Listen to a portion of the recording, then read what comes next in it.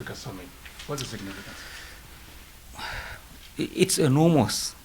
Well, in the first instance, if all of the continent is coming here to discuss a common vision with the United States of America, it mustn't be said that, the biggest economy, the nation with the biggest population is absent from the table. So we have to be here. If you're looking at, the major issues on the table, President is given a keynote speech on the matter of just energy transition. It's a very important matter for Nigeria. If you recall, in the course of COP25 in Scotland, actually the rich nations of the world had tried to limit funding, for gas projects all over the world. For us in Nigeria, gas is important as a transition energy, so that we move away from firewood. The generation of and promotion of desertification and all of that, so that we stop the aggravation of climate change in our own environment.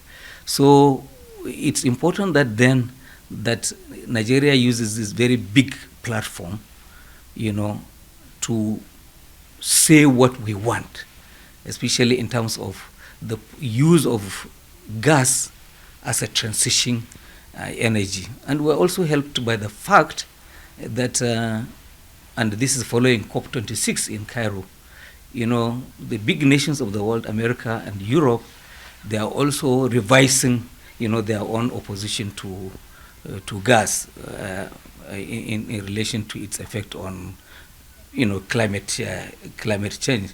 They're going back to coal and those other things. So a lot of revisionism is being undertaken now, and this is a meeting that would possibly be talking about everything under the sun: good governance, human rights, climate change, food security, civil society, just about everything under the sun. So let's be there, let's talk about it.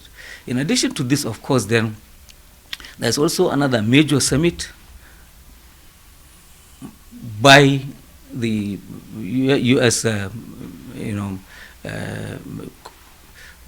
the Department of Commerce here in the United States, bringing African countries and businesses, civil society, and so on, to discuss investment and business.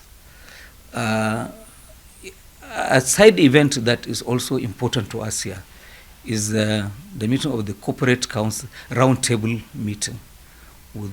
This is specific to Nigeria, by the Corporate Council of Africa, CCA. In September, they were part sponsors of the business summit Nigerian government held in New York. This time around, it is CCA and Nigeria alone bringing businesses to promote trade, investment, and industrialization.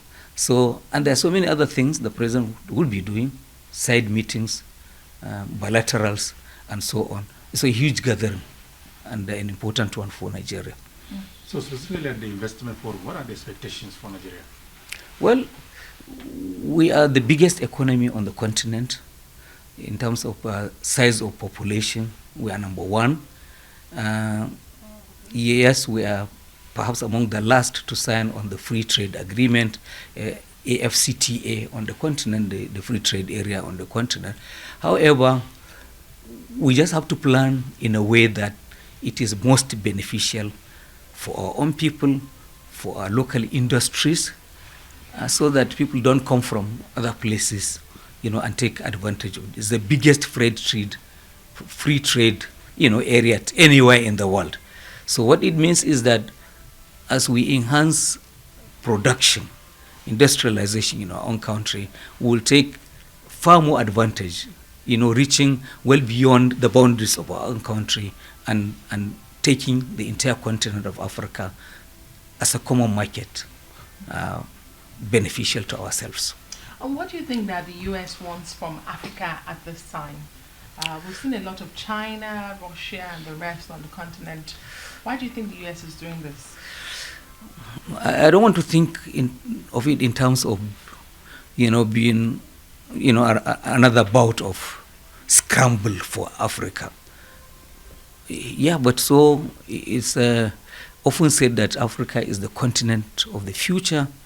We have huge population and huge potentials in terms of just everything. So nobody wants to be left out.